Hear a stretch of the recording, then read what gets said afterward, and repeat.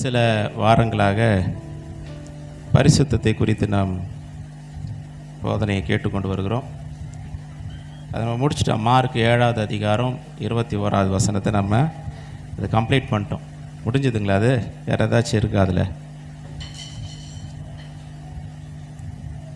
முடிஞ்சது. ஓகே. இன்றைக்கி நம்ம என்ன பார்க்க போகிறோம் அப்படின்னா, பரிசுத்தமாக வாழணும். அன்னையருடைய வாழ்க்கையில் பரிசுத்தமாக வாழ்வது என்பது ரொம்ப ஒரு கடினமான ஒரு காரியமாக இருக்கிறது. எல்லோரும் சொல்லுவாங்க, நான் பரிசுத்தமாக தாங்க வாழணும்னு நினைக்கிறேன், ஆனாலும் கூட இந்த உலகத்தில் நிறைய போராட்டங்கள் வருது, நிறைய பிரச்சனைகள் வருகிறது, பரிசுத்தமாக வாழ்வதற்கு நிறைய தடைகள் வருகிறது. நான் நினச்சா கூட இந்த உலகம் என்ன பண்ணுறதில்ல, பரிசுத்தமாக வாழ விட மாட்டுது அப்படின்னு சொல்லி நம்ம சில நேரங்களில் சொல்லுகிறோம். ஆனாலும் பரிசுத்தமாய் வாழ முடியும். ஆனபடினால தான் ஆண்டவர் சொல்கிறார், நான் பரிசுத்தராக இருக்கிறது போல் நீங்களும் உங்கள் நடக்கைகள் எல்லாவற்றிலும் பரிசுத்தராய் இருங்கள் என்று வேதம் சொல்லுகிறது. அப்போ பரிசுத்தமாய் வாழ்வதற்காகத்தான் பரிசுத்த ஆவியானவர் கொடுக்கப்பட்டிருக்கிறார். ஹல்லேலூயா. ஒரு மனிதனுக்குள்ள ஒரு அசுத்த ஆவி வரும்பொழுது அவன் எப்படிப்பட்டவனாய் மாறுகிறான் அப்படின்னா, அசுத்த உள்ளவனாய் மாறுகிறான். சரிங்களா? அசுத்த ஆவி ஒரு மனுஷனுக்குள்ளே வந்துடுச்சுன்னா அவன் எப்படிப்பட்டவனாக மாறுறான்? அசுத்தத்தை செய்கிறவனாக, அசுத்த காரியங்களை செய்கிறவனாக மாறிவிடுகிறான். பரிசுத்த ஆவியானவர் ஒரு மனிதனுக்குள்ளே வரும்பொழுது அவன் எப்படிப்பட்டவனாக மாறுகிறான்? பரிசுத்தமாய் மாறுகிறான். அதுதான் வேதத்தினுடைய சத்தியம். சிலர் நினைக்கிறான், பரிசுத்த ஆவியானவர் வந்துட்டா அந்நிய பாஷை பேச ஆரம்பிச்சிருவாங்க. அந்நிய பாஷை பேசுவாங்க தான், இல்லைன்னு சொல்லலை. அவர் முக்கியமாக எதுக்காக வர்றார் அப்படின்னா, ஒரு மனிதனுக்குள்ள பரிசுத்த ஆவியானவர் ஆட்கொண்டு நடத்தும் பொழுது அவன் பரிசுத்த பாதையில் நடந்து செல்கிறான், பரிசுத்த வாழ்க்கையை தெரிவு செய்கிறான். பரிசுத்த ஆவியானவர் வந்துட்டா பரிசுத்தமாய் வாழ்வதற்கு நமக்கு பலன் வந்து விடுகிறது. ஹல்லேலூயா. அதுக்கு தான் பரிசுத்த ஆவியானவர். பரிசுத்த ஆவியானவர் இல்லைன்னா அந்த பலனை நமக்கு இருக்காது. அந்த பலன் நமக்கு இல்லைன்னா பரிசுத்தமாய் நம்மளால் வாழ முடியாது. தேவனுடைய இருதயத்தினுடைய வாஞ்சையை என்னென்னா, தம்முடைய பிள்ளைகள் பரிசுத்தம் உள்ளவர்களாய் வாழ வேண்டும், தம்மை போல வாழணும்னு ஆசை, அவருடைய ரூபத்தின்படி இருக்கணும், அவருடைய சாயலின்படி இருக்கணும். அதுதான் தேவனுடைய விருப்பம். ஹல்லேலூயா. ஒரு நாய்க்கு பிறக்கிறது என்னவா இருக்கும் சொல்லுங்க? ஒரு நாய்க்கு பிறக்கிறது சிங்கம் ஆகுமா? ஒரு நாய்க்கு எது தான் பிறக்கும்? நாய் குட்டி பிறகுதுங்களா? ஒரு பூனைக்கு ஒரு பூனை குட்டி பிறகுது, சிங்கத்துக்கு சிங்கக்குட்டி பிறகுது, புலிக்கு புலி குட்டி பிறகுது. இப்போ நம்ம தேவனுடைய பிள்ளைகள், இப்போ நம்ம எப்படி இருக்கணும்? தேவ பிள்ளைகளாக இருக்கணும். அப்போ எப்படி இருக்கும்? தேவனுடைய சாயலின்படி. அப்போ சிங்கத்தினுடைய குட்டி ஆட்டை போல் நடந்துக்குமா? இல்லை, அதோட சுபாவம் தான் இருக்கும். புலியோடைய குட்டி ஒரு எலி குட்டியினுடைய சுபாவத்தை போல் நடந்து கொள்ளுமா? நடந்து கொள்ளாது.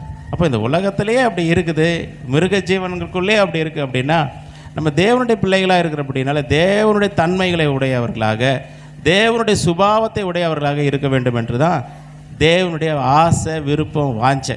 ஹல்லேலூயா. நம்ம தேவனுடைய விருப்பம் என்ன, தேவனுடைய வாஞ்சை என்ன, அதை கவனம் வச்சு அது மேலே கவனம் வச்சு அதில் நடப்பதற்கு நம்ம வாழும் பொழுது தான் தேவன் நம்ம மேலே ரொம்ப பிரியமுள்ளவராக இருக்கிறார். ஆனால் இந்த உலகத்தில் நம்ம எப்படிப்பட்டவர்களாக மாறிடுறோம் அப்படின்னா, இந்த உலகத்தில் எனக்கு பணம் தேவை, பொருள் தேவை, ஆசை, இது தேவை, அது தேவைன்று நிறைய லிஸ்ட்டு போடுறோம். சமீபத்தில் கூட பார்த்தேன், ஒவ்வொரு குடும்பத்துக்குடைய தேவைகள் என்ன, எனக்கு ஜெப குறிப்புகள் அப்படின்னு சொல்லி எழுதி கொடுத்துருக்குறாங்க.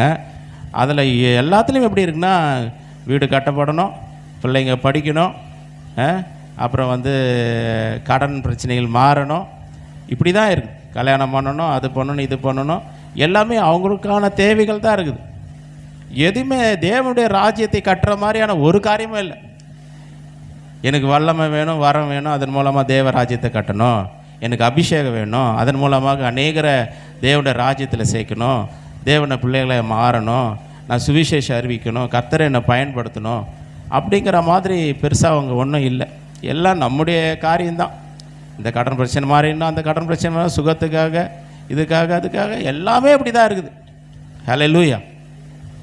ஆனால் ஆண்டவர் பாருங்கள், சரிங்க, அப்போ என் பிரச்சனையெல்லாம் மாறாதா, என் தேவைகளை சந்திக்கப்படக்கூடாதா, அப்படி ஒரு ஜெப குறிப்பு கொடுக்கக்கூடாதான்னா நிச்சயமாக கொடுக்கலாம். நம்ம மத்தேயுல 6:33 நினைக்கிறேன், அதில் என்ன வருது? முதலாவது தேவனுடைய ராஜ்யத்தையும் அவருடைய நீதியையும் தேடுங்கள், அப்பொழுது இவைகளெல்லாம் உங்களுக்கு கூட கொடுக்கப்படும். தேவனுடைய ராஜ்யத்தை தேடினா போதும், தானாக எல்லாம் கிடைக்கும். ஹல்லேலூயா. காலையில் எழுந்து என்ன பண்ணுறோம், நம்ம கடைக்கு போகிறோம், மளிகை கடைக்கு போய் என்ன பண்ணுறோம், தக்காளி வாங்குகிறோம், வெங்காயம் வாங்குகிறோம், அது இது வாங்குகிறோம், எல்லாம் வாங்கி முடித்தவொடனே என்ன கொடுக்குறாங்க கடைசியாக சொல்லுங்கள்? நம்ம கேட்டாலும் கேட்கலாம் கூட என்ன கொடுக்குறாங்க, கொத்தமல்லி கறிவேப்பிலை கொடுக்குறாங்க. சரிங்களா? அது கொடுக்கவே மாட்டேன்னு ஒத்த காலில் நிற்கிறாரு அந்த கடைக்காரு. சொல்லுங்கள், இவ்வளோ வாங்கியிருக்கிறீங்க, இதை கொடுக்க மாட்டானா அப்படின்னு சொல்லி என்ன பண்ணுறாரு, கொத்தமல்லி கறிவேப்பிலை என்ன பண்ணுறாரு, பிச்சு போடுறாரு. அன்னைக்கு தேவைக்கு அது போதும். அப்போ ஆண்டவர் இதெல்லாம் வந்து நம்முடைய தேவைகள் சந்திக்கப்படுறதுன்னா அந்த கொத்தமல்லி கருவேப்பிலை மாதிரி தான். ஹல்லேலூயா.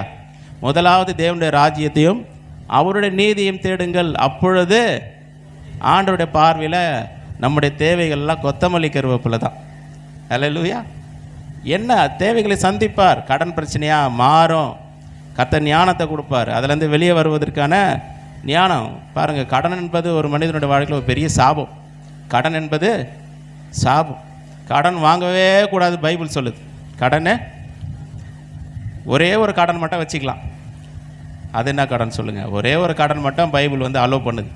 இந்த கடன் மட்டும் வச்சுக்கோ. சொல்லுங்கள், மகளிர் கடனா? சொல்லுங்கள், நன்றி கடனா? பயங்கரமாக இருக்கு இது. ஒரே ஒரு கடன் மட்டும் நீங்கள் வச்சுக்கலாம், மீதி எந்த கடனும் வச்சுக்கிறதுக்கு பைபிள் வந்து அலோவ் பண்ணவே இல்லை. சரி, பைபிள்லேருந்தே பார்க்கலாமே. ட்ரை பண்ணுறேன் கண்டுபிடிக்கிறதுக்கு, கிடச்சிச்சுன்னா நல்லது. ரோமருக்கு போவோம்.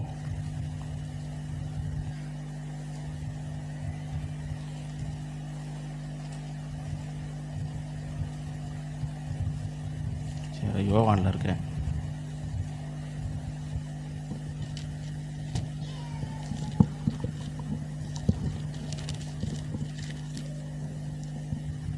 ரோமர் 13வது அதிகாரம் 8வது வசனம். பொறுமையா. ஒருவரிடத்தில் ஒருவர் அன்பு கூறுகிற கடனே அல்லாமல், கவனிக்க, பொறுமையாக போகலாம். ஒருவரிடத்தில் ஒருவர் அன்பு கூறுகிற கடனே அல்லாமல் மற்றொன்றிலும் ஒருவனுக்கும் கடன்படாதிருங்கள். அவ்வளோதான். ஒருவரிடத்தில் ஒருவர் அன்பு கூறுகிற கடனே அல்லாமல் மற்றொன்றிலும் ஒருவனுக்கும் கடன்படாதிருங்கள். பிறனிடத்தில் அன்பு கூறுகிறவன் நியாயப்பிரமாணத்தை நிறைவேற்றுகிறார். இதுதான் பைபிள் சொல்லுகிற சத்தியம். வேதத்தின்படி நடக்கிற உத்தமர்கள், சன்மார்க்கர்கள்லாம் இதுதான் ஃபாலோ பண்ணுறாங்க.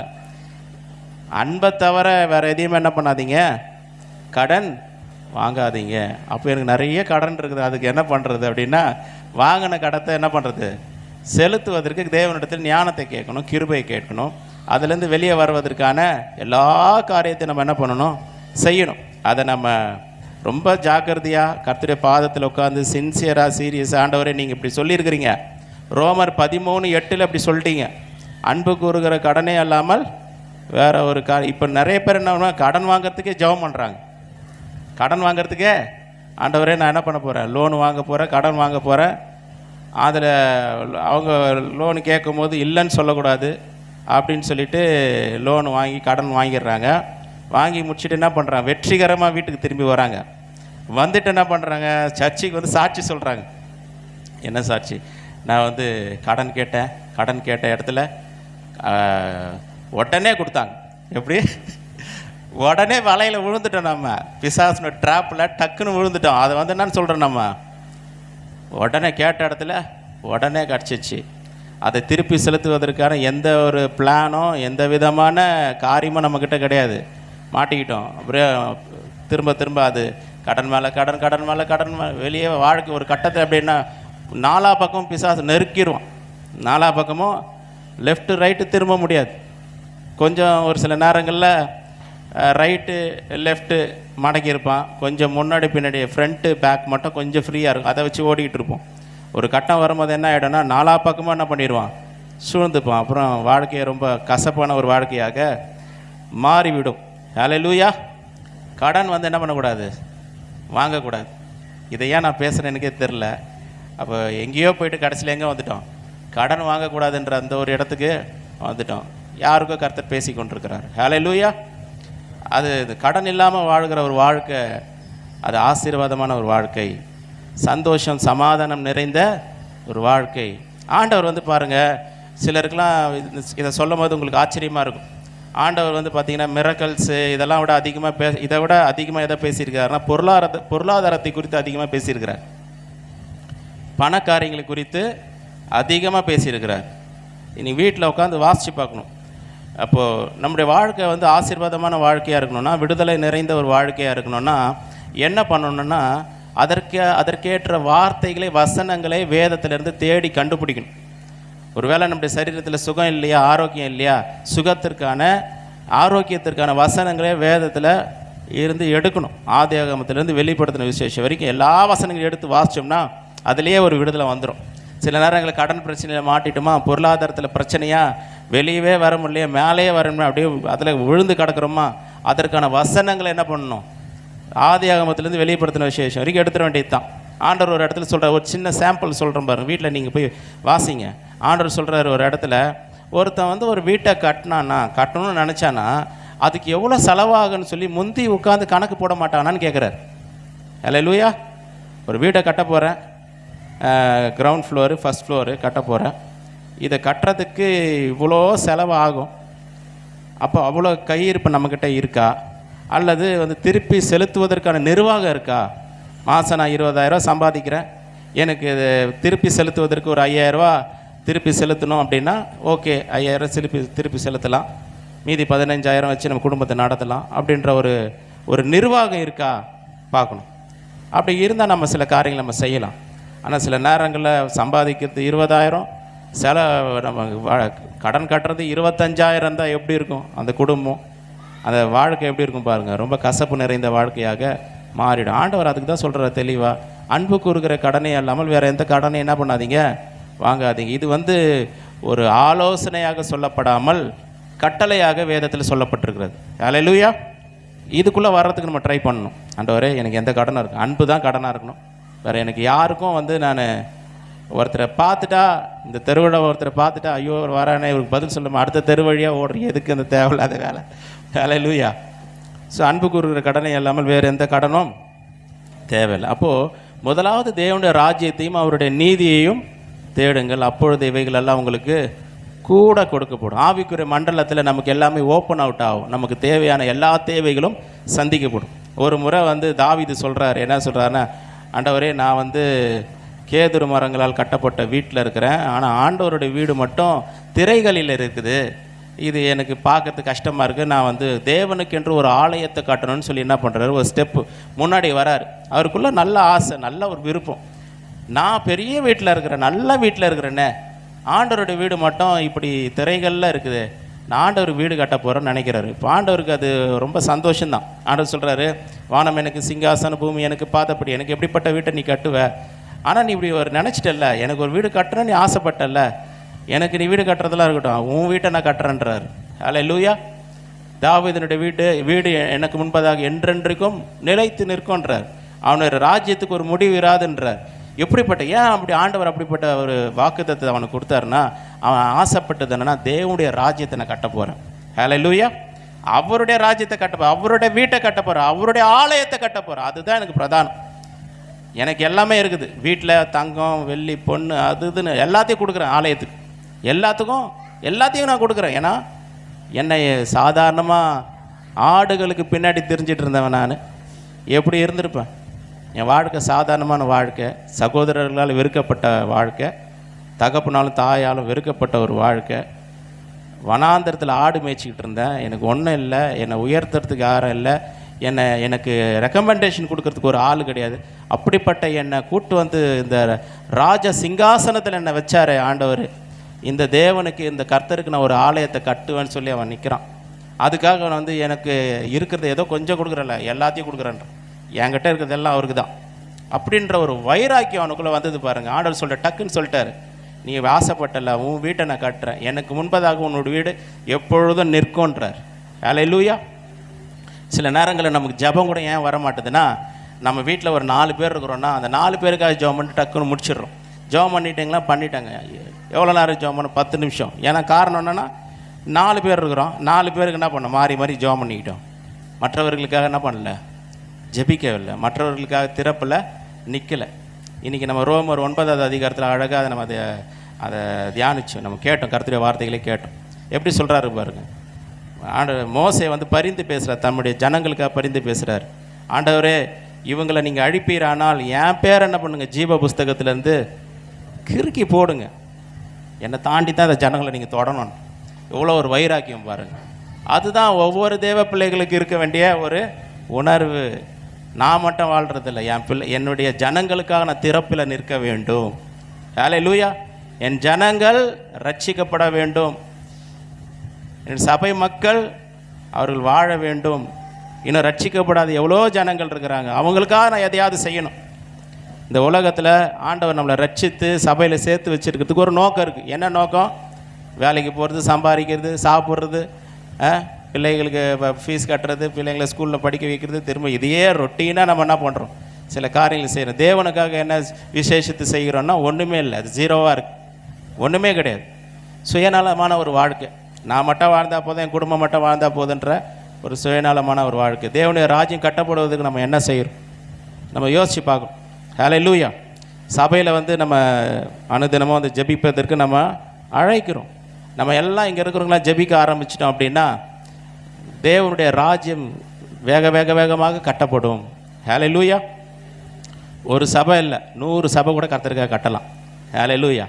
நம்முடைய இருதயத்தில் அந்த வாஞ்ச, அந்த உற்சாகம், வைராக்கியம் இருந்ததுன்னா, தேவனுக்காக வாழ போகிறேன், தேவனுடைய ராஜ்யத்தை கட்ட போகிறோம் அப்படின்னா நிச்சயமாக ஒரு 100 சபையை நம்ம கட்ட முடியும்.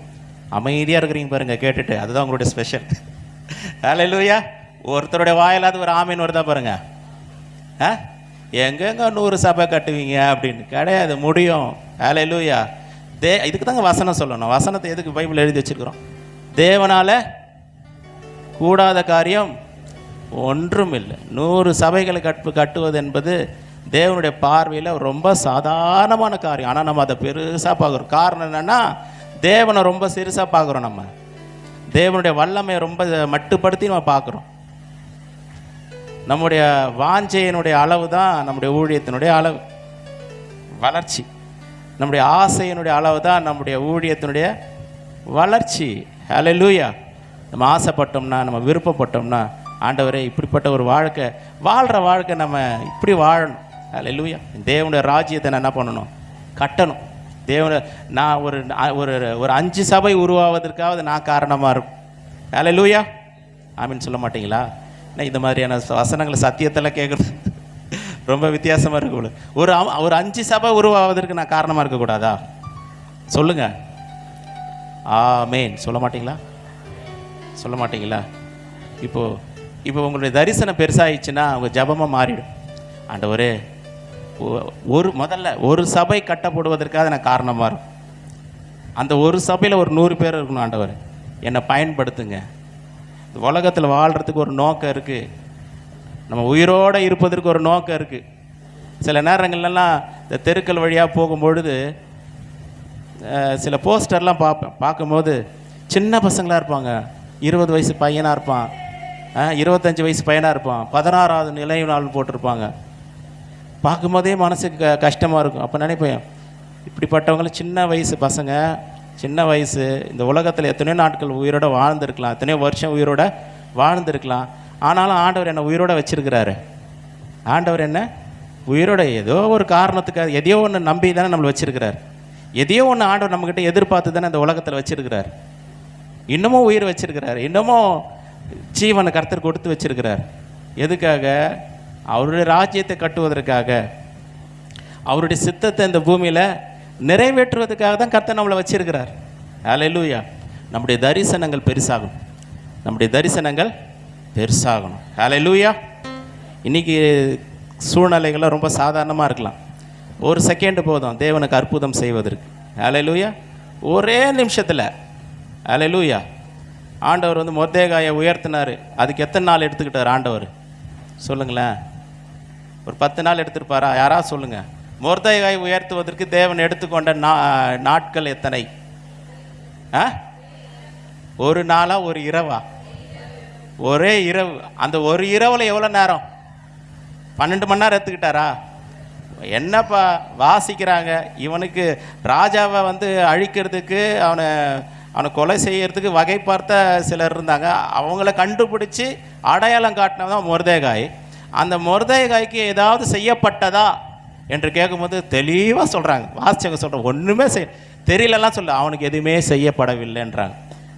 அவனுக்கு எதாவது செய்யணும். ஹல்லேலூயா. ஒரே ஒரு நாள் ஆண்டவர் அந்த ராஜாவுடைய தூக்கத்தை டிஸ்டர்ப் பண்ணிட்டார். காரணம் என்ன தெரியுங்களா? அந்த மொர்தெகாய் பாத்திரம் உள்ளவனாக இருந்தான். விஷயம் அங்கே தான் இருக்குது. தேவனுக்கு கிரியை செய்யறது ரொம்ப சாதாரண காரியம். தேவனுக்கு அற்புதம் செய்வது ரொம்ப சாதாரணமான ஒரு காரியம். தேவனுக்கு அற்புதம் செய்கிறது அவருடைய ஸ்டைலே, அவர் அற்புதம் செய்கிறது தான், அவருடைய ஹேபிட்டே அற்புதம் செய்கிறது தான். அது அவருக்கு ரொம்ப பெரிய விஷயமே கிடையாது. ஆனால் அந்த மொர்தெகாயுடைய இருதயம் பாருங்கள். அவனுடைய இருதயம், இந்த யூத குலம் அழிக்கப்படக்கூடாது, இந்த யூத குலம் பாதுகாக்கப்பட வேண்டும். இந்த யூத குலத்திற்காக தேவனுடைய வாக்குத்தத்தங்கள் கொடுக்கப்பட்டிருந்தது. ஆபிரகாமுக்கு வாக்குத்தத்தம் கொடுக்கப்பட்டிருந்தது, ஈசாக்குக்கு வாக்குத்தத்தம் கொடுக்கப்பட்டிருந்தது, யாக்கோபுக்கு வாக்குத்தத்தங்கள் கொடுக்கப்பட்டிருந்தது. அந்த வாக்குத்தத்தத்தை நினைவு கூர்ந்து நம்பி விசுவாசித்து உறுதியாக நிற்கிறார். ஒரு கட்டத்தில் எஸ்தர் ராஜ்யத்துக்கு ஒரு இது என்ன செய்ய முடியும்னு ஒரு எண்ணங்கள் வரும் பொழுது ஒரு சொல்கிறார், இன்னைக்கு நீ சும்மா இருந்தனா இந்த யூதருக்கு ரட்சிப்பு வேறு ஒரு இடத்துலேருந்து வரும். அப்பொழுது நீயும் நானும் தப்பிப்போன்னு நினைக்காத. கண்டிப்பாக மற்ற யூதர்கள் அழியும் போது நம்மளும் அதில் சேர்ந்து என்ன பண்ணுவோம்? அழிக்கப்படுவோம். ஒருவேளை உனக்கு ஆண்டவர் ராஜ மேன்மையை கொடுத்துருக்கிறார். நீ எஸ்தர் ராஜாத்தியாக அந்த அரண்மனையில் இருக்கிறார். ஒருவேளை அந்த ராஜ மேன்மை இதுக்காக உனக்கு கொடுக்கப்பட்டிருக்கலாம். அந்த ராஜாவுக்கு முன்பதாக நிற்கக்கூடிய ஒரு தகுதியை கர்த்தர் உனக்கு கொடுத்துருக்கிறார். எப்படி? ராஜாத்தியாக, எஸ்தர் ராஜாத்தியாக இருப்பதன் மூலமாக அந்த ராஜாவுக்கு முன்பதாக நிற்கக்கூடிய ஒரு தகுதி கர்த்தர் கொடுத்துருக்கிறார். அந்த ராஜ மேன்மை எதுக்காக கொடுக்கப்பட்டது? ராஜாவுக்கு முன்பதாக நின்று பேசுவதற்காக தான். ஹல்லேலூயா. அதாவது பாருங்கள், எஸ்தர் ராஜாத்தை குறித்து வாசிக்கும் பொழுது அவங்களோட நல்ல நற்கிரியைகளை, நல்ல குணங்களெல்லாம் அங்கே பார்க்க முடியும். உடனே சாதாரணமாக அந்த யூத குலத்துக்கு ரட்சிப்பு வந்துடல. அந்த எஸ்தர் ராஜாத்திக்கிட்ட அவ்வளோ ஒரு நல்ல குணங்கள்லாம் இருந்தது, நல்ல குணங்கள் இருந்தது.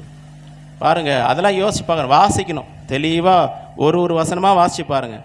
எஸ்தர் ராஜாத்திக்கிட்ட இருந்த நல்ல குணங்களை, நற்குணங்களை பட்டியல் போடுங்க. என்னென்னலாம், எதனால் ஆண்டவர் அவங்களுக்கு தெரிந்து கொண்டார் சொல்கிறாங்க. ஒரு காரியத்தை சொல்கிறாங்க.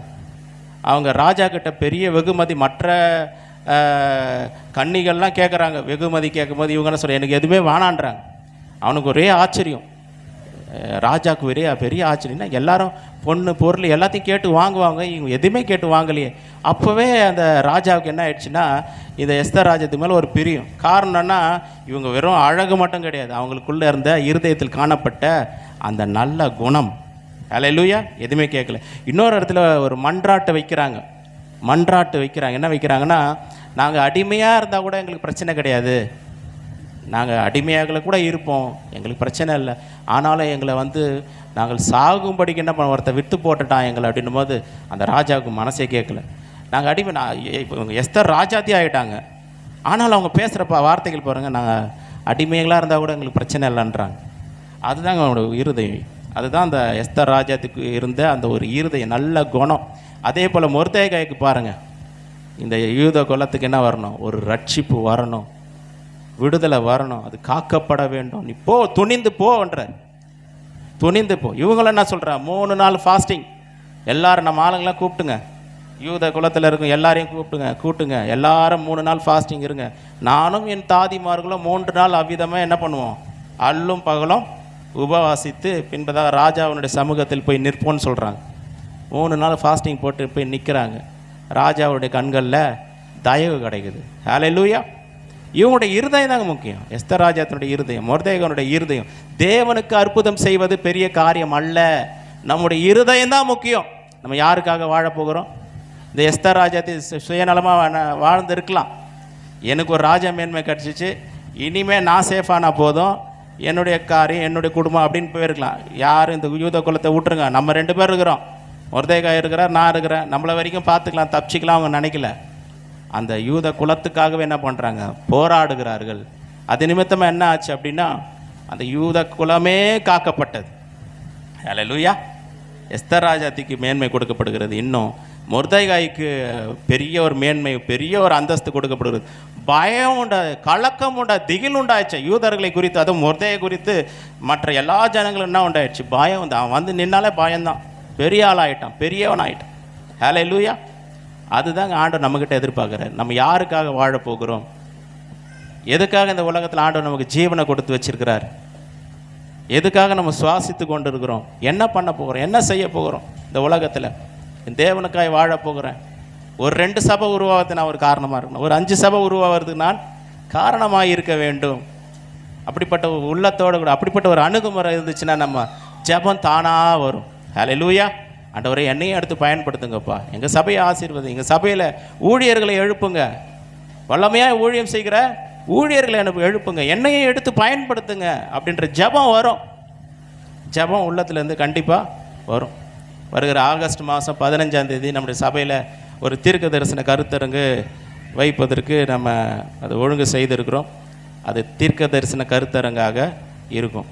யாருக்கெல்லாம் எனக்கு தீர்க்க தரிசன வரம் வேண்டும், எனக்குள்ள அந்த வரங்கள் செயல்படணும்னு சொல்லி நினைக்கிறவங்க அந்த கருத்தரங்கில் நீங்கள் பங்கு கொள்ளலாம்.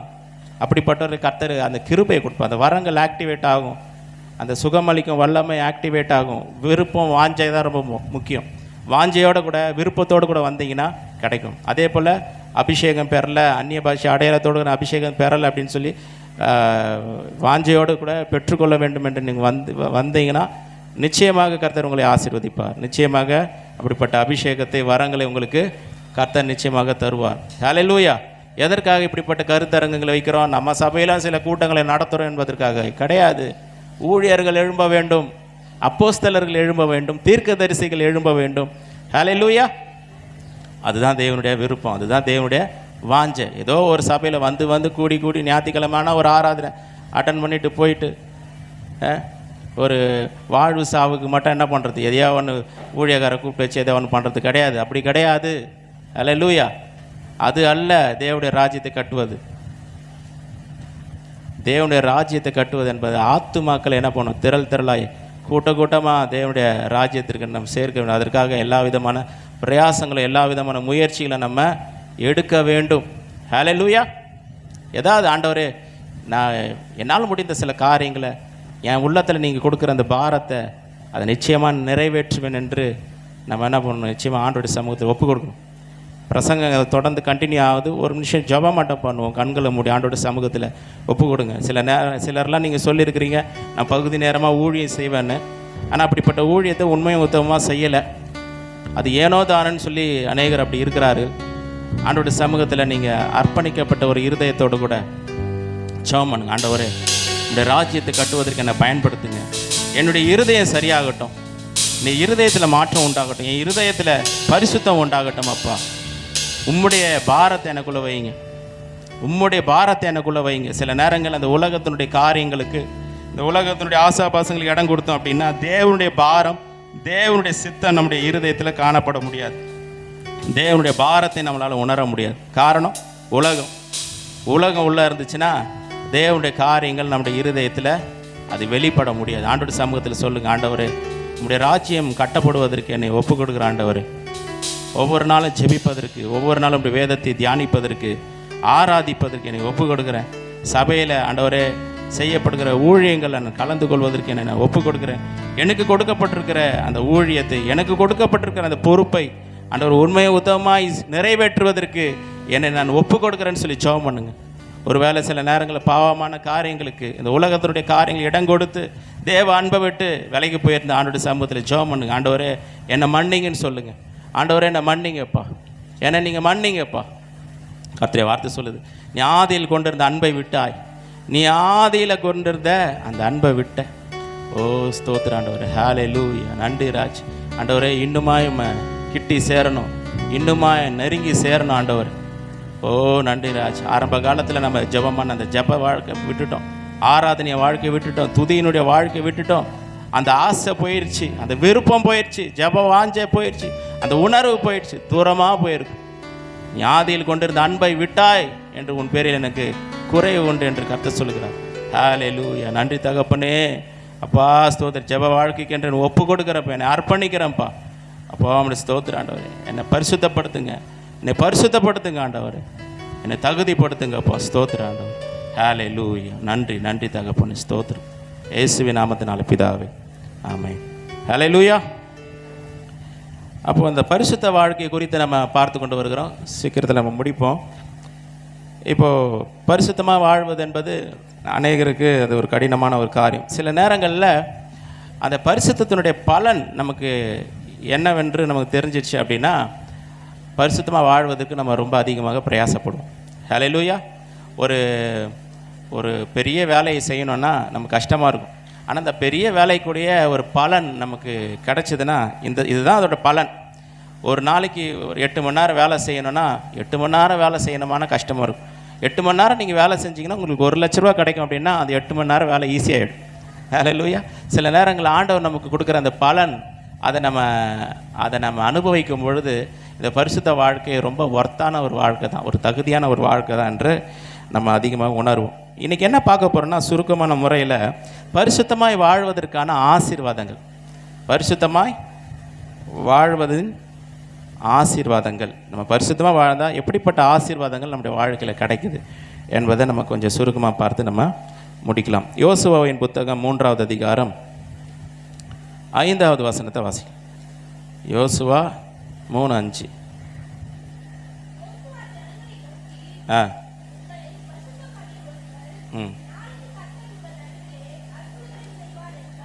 ஹல்லேலூயா. சொல்கிறார் பாருங்க யோசுவா ஜனங்களை நோக்கி, உங்களை பரிசுத்தம் பண்ணி கொள்ளுங்கள், நாளைக்கு கர்த்தர் உங்கள் நடுவிலே அற்புதங்களை செய்வார். ஹல்லேலூயா. இல்லை உற்சாகமாக ஒரு ஹல்லேலூயா சொல்லுமா? நம்முடைய சபையில் அற்புதம் நடக்கணும்னு நினைக்கிறவங்களும் ஒரு ஹல்லேலூயா சொல்லுங்கள். அவ்வளோதானே? ஹல்லேலூயா. அல்லே இன்னும் உற்சாகமாக சொல்லுங்கள். எங்கள் சபையில் அற்புதம் அதிசயங்கள் நடக்கணும் அப்படின்னு சொல்கிறவங்க உற்சாகமாக ஹல்லேலூயா சொல்லுங்கள். ஹல்லேலூயா. அதுக்கு ஆண்டவர் சொல்கிறாரு, நடக்கும்பா, உங்கள் சபையில் அற்புதங்கள் நடக்கும், அதிசயங்கள் நடக்கும், மிராக்கிள்ஸு நடக்கும். அதுக்கு என்ன பண்ணணும்? இன்னைக்கு உங்களை நீங்கள் என்ன பண்ணுங்க? பரிசுத்தம் பண்ணி கொள்ளுங்கள், நாளைக்கு கர்த்தர் உங்கள் நடுவிலே அற்புதங்களை செய்வார். ஹல்லேலூயா. ஒரே ஒரு பாஸ்டர் அவர் பரிசுத்தமாக இருந்துட்டா போதும், ஆண்டவர் சபையில் அற்புதங்களை செய்வார் பைபிளில் போட்டிருக்காரா? இல்லை. யோசுவா சொல்கிற தலைவன் சொல்கிறார், அவர் சொல்கிறாரு, உங்களை நீங்கள் என்ன பண்ணுங்க? பரிசுத்தம் பண்ணி கொள்ளுங்கள், நாளைக்கு கர்த்தர் அற்புதங்களை செய்வார். ஹல்லேலூயா. இந்த பரிசுத்த வாழ்க்கை, இந்த பரிசுத்த ஜீவியம் சபையாருக்கு எல்லாருக்கும், நமக்கு எல்லாருக்கும் வந்துருச்சு அப்படின்னா ஆண்டவர் அற்புதம் செய்வது ரொம்ப ஈஸியாக மாறிடும். ஹல்லேலூயா. சில நேரங்களில் நம்ம என்ன ஆகிடணும்னா, சபைக்கு வந்தால் ஒரு வாழ்க்கை, சபையை விட்டு வெளியே போனால் இன்னொரு ஒரு வாழ்க்கை. அதுதான் ஆண்டவருக்கு பிரச்சனையே. இங்கே ஒரு மாதிரி இருக்கிறோம், பரிசுத்தமாக இருக்கிற மாதிரி இருக்கிறோம், வெளியில் போனால் அப்படியே நம்ம அதில் சேர்ந்துடுறோம். சபையில் ஒரு வாழ்க்கை, வெளியில் ஒரு வாழ்க்கை. ஞாயிற்றுக்கிழமை நம்ம எப்படி இருக்கிறோமோ அதே போல் தான் திங்கக்கிழமையும் இருக்கணும். ஞாயிற்றுக்கிழமை எப்படி இருக்கிறோமோ அதே போல் தான் செவ்வாய்க்கிழமையும் இருக்கணும், புதன்கிழமையும் இருக்கணும். அப்படிப்பட்ட ஒரு வாழ்க்கைக்காக தான் கர்த்தர் நம்மை அழைத்திருக்கிறார். ஹல்லேலூயா. இந்த உலகத்திலேருந்து கர்த்தர் நம்ம எதுக்கு பிரித்து எடுத்திருக்கிறாருன்னா அவருடைய வழிகளில் நடப்பதற்கு தான். அவருடைய வழிகளில் நடக்குது, உலகத்தோடு போய் சேர்ந்துறதுக்காக அல்ல, உலகத்தினுடைய வழிகளில் போய் நம்ம சேர்ந்துறதுக்காக அல்ல. 2 வழி. ஒரு வழி நேரோவே, தமிழில் என்ன வருது? நேரோ வழினா குறுகலான பாதை. அந்த பாதை தான் ஜீவனுக்கு கூட்டி கொண்டு செல்லும். இன்னொரு பாதை ப்ராட்வே, அது விசாலமான பாதை. அந்த விசாலமான பாதையில் தான் நிறைய பேர் தெரிந்து கொள்வாங்களாம். அதில் தான் என்ன இருக்குது? எல்லாமே இருக்குது. இந்த உலகம் இருக்குது, டிவி இருக்குது, சீரியல் இருக்குது, சினிமா இருக்குது, உலகத்தினுடைய எல்லாமே இருக்குது. ஜனங்க எல்லாரும் அதில் போவாங்க. சில பேர் என்ன பண்ணுவோம், அநேகர் அதை தெரிந்து கொள்வாங்க, இது நல்லா இருக்குதுன்னு சொல்லி அதில் போயிடுவாங்க. ஒரு பாதை எப்படின்னா நேரோவே, அது குறுகலான ஒரு பாதை, கஷ்டமாக இருக்குங்க. இதிலெல்லாம் யாருங்க போவா? கஷ்டங்க, இதில் போகிறது கஷ்டங்க, அதெல்லாம் கஷ்டம் அப்படின்னு போக மாட்டாங்க. ஆனால் அந்த பாதை தான் ஜீவனுக்கு அழைத்து செல்லும். ஹல்லேலூயா. அது பரிசுத்தத்தின் பாதை. ஹல்லேலூயா. அது அர்ப்பணிப்பின் பாதை, அது சுயநலத்தின் பாதை அல்ல, மற்றவர்களுக்காய் வாழ்வதற்கான பாதை, அது ஊழியத்தின் பாதை, அது தரிசனத்தின் பாதை, அது நீதியின் பாதை. அந்த பாதையில் செல்லும்போது சில நேரங்களில் கஷ்டமாக இருக்கும், சில நேரங்களில் வேதனையாக இருக்கும், சில நேரங்களில் இழப்புகள் வரலாம், சில நேரங்களில் நிறைய பிரச்சனைகள் உபத்திரவங்கள் நமக்கு வரலாம். ஆண்டவர் சொல்ல, இந்த உலகத்தில் உங்களுக்கு உபத்திரவங்கள் உண்டு, ஆனாலும் திடன் கொள்ளுங்கள், நான் உலகத்தை ஜெயித்தேன். ஏன் அப்படி சொன்னார்? நான் ஜெயிச்சிட்டேன், நீங்கள் ஜெயித்த மாதிரி தான். ஹல்லேலூயா. நம் சார்பில் அவர் ஜெயிச்சிட்டார் ஏற்கனவே. நான் ஜெயிச்சிட்டேன்பா, அதனால் நீங்களும் ஜெயிச்சிட்ட மாதிரி தான்றார். ஹல்லேலூயா. அது உபத்திரவத்தின் பாதை. நம்ம அநேக உபத்திரங்களின் வழியாக பரலோகத்துக்கு செல்லணும்னு பைபிளில் போட்டிருக்கு. அப்போஸ்தலர் 14வது அதிகாரம். பரலோகத்துக்கு போனோன்னா நிறைய உபத்திரம். தேவனுக்காய் வாழும்பொழுது தான் அந்த உபத்திரவத்தின் பாதையில் நம்ம கடந்து செல்வோம். அன்றியும் தேவ பக்தியை நடக்க மனதாக இருக்கிற யாவரும் துன்பப்படுவார்கள். தேவனுக்காக ஏசப்பாக்காக இந்த உலகத்தில் வாழணும்னு நீங்கள் நினச்சிங்கன்னா டக்குன்னு அந்த துன்பம் ஸ்டார்ட் ஆகிடும். ஹல்லேலூயா. துன்பம் உடனே ஸ்டார்ட் ஆகும். நீ ஏசப்பாக்காக வாழ போறியா, கர்த்தருக்காக வாழ போறியா, உனக்கு பிரச்சனையை உபத்திரம் கொடுக்கறதுக்கு என்ன பண்ணுவான்? பிசாசு சத்துருவான நிறைய போராட்டங்களை கொண்டு வருவான். கொண்டு வந்தாலும் பரவாயில்ல, இயேசு உலகத்தை ஜெயித்தார், நானும் உலகத்தை ஜெயிப்பேன். ஹல்லேலூயா. உங்கள் விசுவாசமே உலகத்தை ஜெயிக்கிற ஜெயம். அந்த விசுவாசத்தோடு கூட நம்ம என்ன பண்ணணும்? எல்லா காரியங்களையும் எதிர்கொண்டு நம்ம செல்ல வேண்டும். அப்படிப்பட்ட வாழ்க்கைக்காக தான் கர்த்தர் நம்மை அழைத்திருக்கிறார். சில நேரங்களில் பரிசுத்த ஆவியினுடைய பலன் நிறைய பேருக்கு வர்றதில்லை. காரணம் என்ன தெரியுங்களா? நான் உடைக்கப்பட்டிருந்தேன்னா, நெருக்கத்தின் மத்தியில், உபத்திரவின் மத்தியில் நான் சோர்ந்து போயிருக்கும்போது பரிசுத்த ஆவியன் என்ன பண்ணுவார்? என்னை பலப்படுத்துவார். அவருடைய பிரசன்னம் என்னை சூழ்ந்து கொள்ளும், அவருடைய ஆறுதல்கள் என்னை சூழ்ந்து கொள்ளும். காரணம் என்ன? என் பிள்ளை எனக்காக நடக்கணும்னு நினச்சி அவன் பிரச்சனையில் இருக்கிறான், உபத்திரவத்தில் இருக்கிறான், என் மகனை நான் ஆறுதல் படுத்தணும், தேறுதல் படுத்தணும். கர்த்தர் வந்து என்ன பண்ணுவார்? என்னை தேறுதல் படுத்தும். அவர் அபிஷேகத்தை நான் நிரப்புவேன், வல்லமை நான் பலத்தினால் நிரப்புவார். அவர் வந்து என்னிடத்துல கிரியை செய்வதற்கு ஒரு காரணம் அங்கே இருக்குது. என்னிடத்துல கிரியை செய்வதற்கு ஒரு காரணம் தேவனுக்காக நான் நடக்கணும்னு வாழணும்னு முயற்சி பண்ணேன். அதனால் சில உபத்திரங்கள், போராட்டம், அவமானம், நிந்தை, நான் சோர்ந்து போயிருக்கிறேன். கர்த்தர் வந்து என்னை பலப்படுத்துகிறார். ஹல்லேலூயா. சிலர் வந்து ஆண்டவர் வந்து அப்படிப்பட்ட ஒரு அனுபவத்துக்குள்ளே கொண்டு வர முடியல. காரணம் என்னென்னா, அவங்க அப்படிப்பட்ட பாதையை தேர்ந்தெடுக்கலை, தெரிவு செய்யலை. உலகத்திலே இருக்கிறாங்க, டிவி, சீரியல், சினிமா, நாடகம் அப்படின்னு இருக்கிறாங்க, ஃப்ரெண்ட்ஸு, ஜாலியாக இருக்குது, சுற்றுறது அப்படின்னு இருக்கிறாங்க. அப்படி அவங்களுக்கு கவலை இருக்குது, என்ன உபத்திரம் வந்து அந்த குறுகலான பாதையிலே தேர்ந்தெடுக்கலை, அதில் எந்த விதமான சஞ்சலத்தை அனுபவிக்கலை, துன்பத்தை அனுபவிக்கலை. அவங்க பாட்டு என்ன பண்ணுறாங்க? உலகத்தோட கூட இந்த சிற்றின்பங்கள், உலகத்தினுடைய சந்தோஷங்கள், பாவ சந்தோஷத்தில் இருக்கிறாங்க. அவங்களுக்கு தேவனுடைய ஆறுதல் வருவதற்கான எந்த விதமான காரணமும் சூழ்நிலையும் அங்கே இல்லை. ஹல்லேலூயா. சில நேரங்களில் தேவனுடைய பிரசன்னத்தை அதிகமாக உணரணும்னா தேவனுடைய பாதையில் சென்றால் தான் உணர முடியும். ஒரு ஸ்டெப் எடுத்து வச்சா தான் அவர் இன்னொரு ஸ்டெப் எடுத்து வைப்பார். ஹல்லேலூயா. தேவன் நம்மளோட பேசுறது, ஆண்டவர் நம்மகிட்ட ஏன் பேசணும் சொல்லுங்களேன்? கர்த்தரையும் என்கிட்ட பேசணும். நான் அவருக்காக சில காரியம் செய்வதற்கு நான் முன் வர கர்த்தர் என்கிட்ட பேசுகிறார். நான் அப்படிப்பட்ட எண்ணங்கள், அப்படிப்பட்ட வைராக்கியம், அப்படிப்பட்ட ஒரு தரிசனம் எனக்குள்ள இல்லைன்னா கர்த்தர் ஏன் என் இடத்துல பேச வேண்டும்? ஹல்லேலூயா. ஆண்டவர் வந்து பாருங்கள், நான் தேவனுடைய பிள்ளையாக இருக்கிறது மூலமாக நான் பாவம் செய்கிற நேரத்தில் கர்த்தர் என்னை உணர்த்துவார். அது ஒரு விதமாக கர்த்தர் என்கிட்ட பேசுறது. அடுத்தது என்ன பண்ணுறாருன்னா, தேவனுக்காக நான் வாழும்பொழுது அடுத்த ஸ்டெப் என்ன? நான் எங்கே போகணும், என்ன செய்யணும், யாரை பார்க்கணும், எப்படிப்பட்ட ஊழியத்தை செய்யணும், எப்படிப்பட்ட தரிசனம், அந்த தரிசனத்துக்கு நான் என்னென்ன செயல்படணும், எல்லாவற்றையும் கர்த்தர் பேசுகிறார்.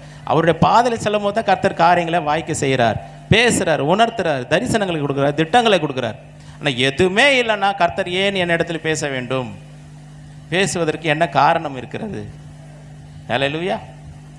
பாருங்கள், தாவீது அப்படிப்பட்ட ஒரு பிளான், தேவனுக்கு ஆலயத்தை கட்டணும்னு சொல்லி முடிவு பண்ணால் தீர்க்கதரிசி கர்த்தர் அனுப்புகிறார், கர்த்தருடைய வார்த்தையை கொடுத்து அனுப்புகிறார்.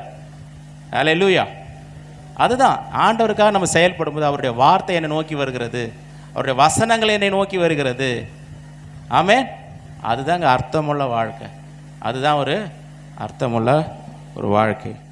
அப்போது ஆண்டவர் சொல்கிறாரு, பரிசுத்த பண்ணி கொள்ளுங்கள், நாளைக்கு உங்கள் நடுவில் கர்த்தர் அற்புதங்களை செய்வார். இன்னொரு வசனத்தை வாசிப்போமா? அதை வாசித்து முடிக்கலாம். 2 தீமோத்தேயு 2வது அதிகாரம், பரிசுத்தமாக வாழ்வதற்கான அந்த பலன் அல்லது ஆசீர்வாதம். 2 தீமோத்தேயு 2வது அதிகாரம் 20வது வசனம். ஒரு பெரிய வீட்டிலே பொன்னும்,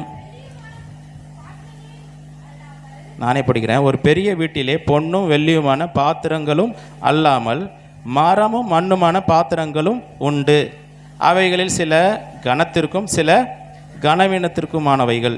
ஒரு வீட்டில் பெரிய பெரிய வீட்டில் பொண்ணு வெள்ளியமான பாத்திரம் இருக்குது, அப்புறம் மண் பாத்திரம் மரமும் மண்ணுமான பாத்திரங்களும் இருக்குது. சிலது கனத்திற்குரிய பாத்திரம், சிலது கனவீனத்திற்குரிய பாத்திரங்கள் என்று இங்கே சொல்லப்பட்டிருக்கிறது. 21 பாருங்க, அதனுடைய அர்த்தத்தை சொல்கிறார் 21. ஆகையால் ஒருவன் இவைகளை விட்டு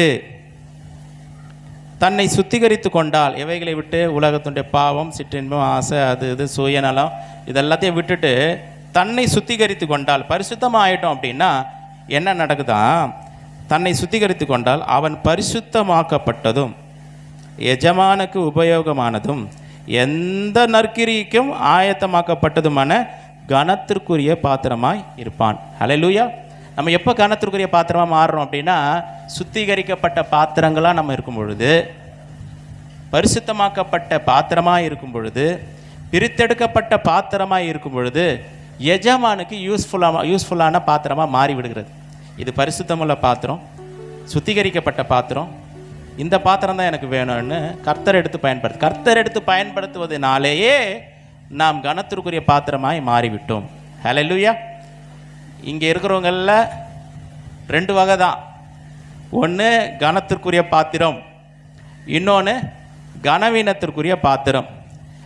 நான் கனவீனத்திற்குரிய பாத்திரமாக இருக்க விரும்புகிறேன்னு சொல்கிறாங்களோ ஒரு அல்லேலூயா சொல்லுங்க பாபா. பிரசங்கத்தை கவனிக்கிறீங்க, ஓகே. நான் கனத்திற்குரிய பாத்திரமாக இருக்க வேண்டும் என்று விரும்புகிறேன் என்று சொல்லுகிறாங்களோ சத்தமாக ஒரு அல்லேலூயா சொல்லுங்க. இல்லை பத்தலையே.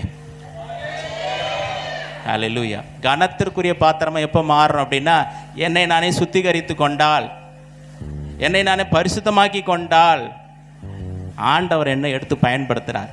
அவர் என்னை பயன்படுத்துவது மூலமாக நான் கனத்திற்குரிய பாத்திரமாய் மாறிவிடுகிறேன். அல்லேலூயா. கவனிக்கிறீங்களா? அல்லேலூயா. எத்தனை பேருக்கு ஆசை கர்த்தரை என்னை எடுத்து பயன்படுத்தணும்? பிரசங்கம் பண்ணாதான் எடுத்து பயன்படுத்துறதுன்னு கிடையாது. எல்லாரும் தேவனை பற்றி சொல்ல வேண்டும், தேவனை அறிவிக்க வேண்டும், சுவிசேஷத்தை அறிவிக்க வேண்டும்.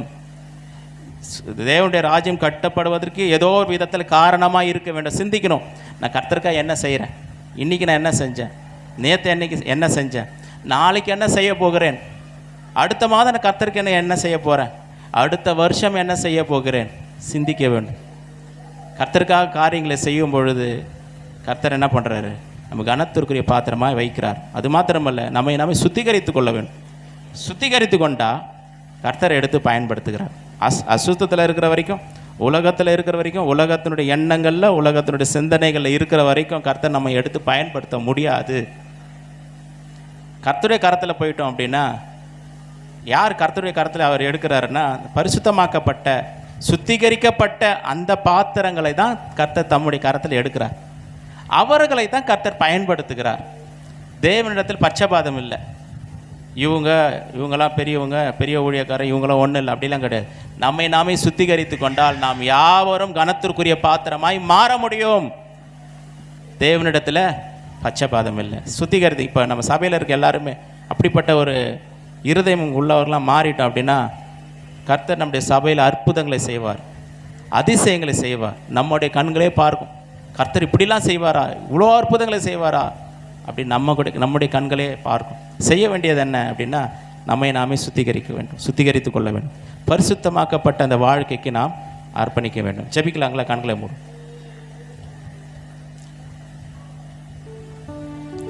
பரலோக பிதாவே, ஸ்தோத்திரம் ஆண்டவர். நன்றி ராஜா.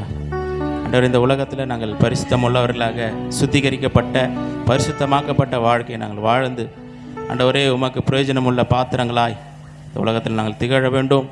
எங்களுடைய இருதயங்கள் சுத்தமாகணும், எங்களுடைய எண்ணங்களில் சிந்தனைகளில் ஆண்டவரே பரிசுத்தம் வேண்டும். கர்த்தர் எங்களை பயன்படுத்துங்க. இந்த சபையில் கர்த்தர் அற்புதங்களை செய்வீராக, அதிசயங்களை செய்வீராக. ஊழியத்தினுடைய எல்லைகளை கர்த்தனை விரிவுபடுத்த முடியாது ஜெபிக்கிறேன். அற்புதங்களை செய்யுங்க அப்பா. ஸ்தோத்திரம் ஆண்டவர். நன்றி ராஜ். அப்பா உமக்கென்று வாழ வேண்டும், உங்களுடைய வழிகளை நடக்க வேண்டும் என்று ஆண்டவர் ஜெபிக்கிற ஒவ்வொரு பிள்ளைகளுடைய வாழ்க்கையிலும் கர்த்தாவே நீர் அற்புதங்களை செய்யுங்க. எல்லாம் கண்ணை மூடி ஜெபம் பண்ணுங்க. எல்லாம் வேடிக்கை பார்த்துட்ருக்கீங்க, கண்ணை மூடி ஜெபம் பண்ணுங்க. கண்ணை மூடுங்க, ஜெபம் பண்ணுங்க.